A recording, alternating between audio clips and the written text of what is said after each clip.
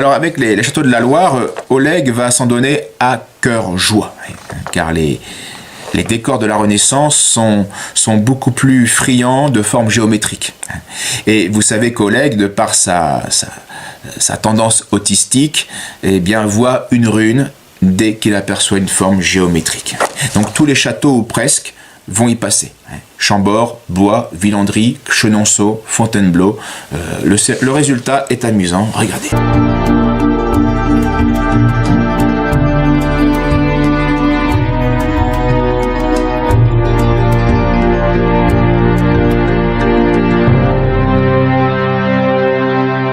Quand j'ai découvert les runes du château de Chambord, ça a été un moment très spécial. D'abord parce que, en tant qu'historien, je trouvais des éléments qui allaient être d'une grande aide, mais surtout parce que j'ai senti cette volonté de transmettre qui venait des ancêtres.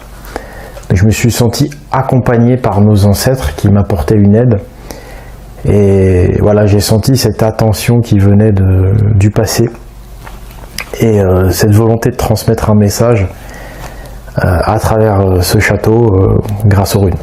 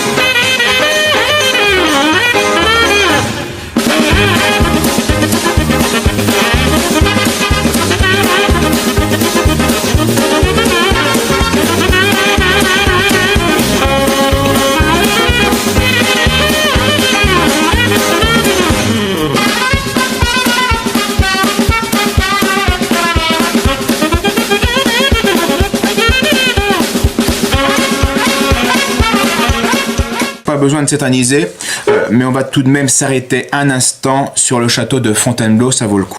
Dans le château de Fontainebleau, la demeure des rois de France, sur la plus grande cheminée, trônent les cornes d'Odin.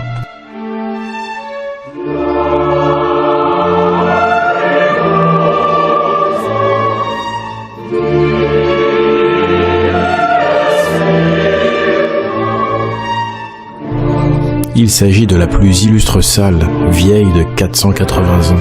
C'est la somptueuse salle de bal. Elle fut construite au XVIe siècle, sur ordre de François Ier. Il s'agit de la salle principale du château, là où François Ier donnait des banquets. Les cornes d'Odin ornent chaque recoin de la salle. Aucun regard ne peut y échapper. Ce symbole peut aussi être nommé la trictra cornue.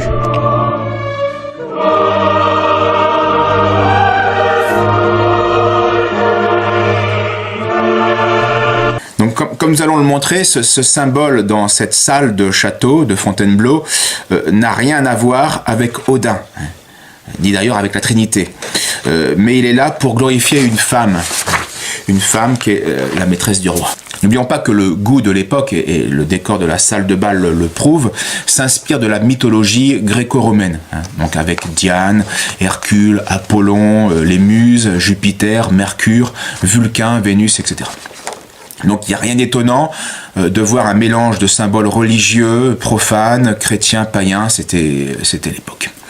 En fait, Oleg a omis ou ignore un détail qui explique tout très simplement, c'est que le roi Henri II, c'est lui qui a complété le château fait par François Ier, en faisant construire cette salle de bal. Le château est François Ier, mais cette salle, c'est Henri II.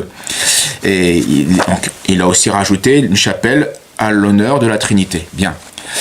Et tout le monde savait à l'époque, comme aujourd'hui apparemment, sauf Oleg, que Henri II a commandé le décor de cette salle pour glorifier sa maîtresse qui s'appelait Diane de Poitiers. Et sur ce manuscrit qui apparaît à l'écran, on peut voir le H d'Henri mêlé au D de Diane. Et de part et d'autre, les 3 croissants de lune, symbole de la Diane mythologique gréco-romaine, en référence à cette déesse Diane qui très tôt est devenue la déesse de la chasse et de la lune dans la mythologie romaine. La lune ou son croissant était aussi le symbole en héraldique de la noblesse, c'est-à-dire de l'accroissement de richesse, de l'accroissement de l'honneur, de la renommée, du renouveau. Donc Oleg se trompe totalement quand il y voit une signature en l'honneur d'Odin. Non, dans cette salle, Henri II, prince mondain, a simplement voulu honorer sa maîtresse, Diane de Poitiers, qui est morte en 1566. Et dont il était éperdument amoureux, le pauvre. Et pour honorer sa maîtresse, eh bien, il a reproduit un peu partout son emblème des 3 lunes entrelacées. Voilà. Donc Henri II n'avait rien à faire d'Odin, il lui suffisait de se savoir dans le cœur de Diane et tout allait bien. Donc il n'y a aucun ésotérisme là-dedans, et s'il y a un ésotérisme, c'était un ésotérisme purement galant d'un amant envers sa maîtresse. Voilà.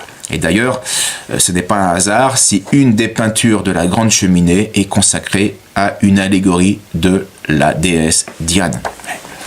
Et c'est une lune et non pas des cornes d'Odin que les peintures ont dessinées sur la tête de Diane et un peu partout dans le château, puisque telle était la façon antique de symboliser cette déesse.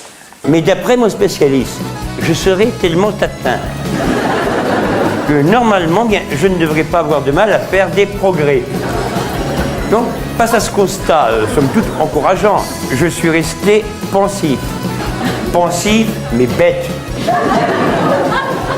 J'ai réfléchi, les abrutis réfléchissent énormément. Tout simplement parce que leur rendement est faible. Je vous laisse le temps d'y réfléchir. En fait, j'étais extrêmement prétentieux. Je me prenais carrément pour un médiocre, alors que j'étais nul. Maintenant, si intellectuellement je peux peu, bien je vis heureux dans l'éternelle et la perpétuelle béatitude de l'abruti. Alors lui, on l'aime pas, il se croit sorti tout droit de la cuisse de Jupiter. Avec son air austère, il se croit intéressant, il faut qu'il parle tout le temps. Il a des idées sur tout, il sait surtout nous bourrer fou. Oh, oh, oh, il a tout vu, tout lu, tout entendu. Il est tellement instruit que plus personne comprend ce qu'il dit. Il a tout vu, tout lu, tout entendu. Il a même dit qu'il n'y avait pas plus modeste que lui. Personne ne peut le dépasser sur toute question connerie.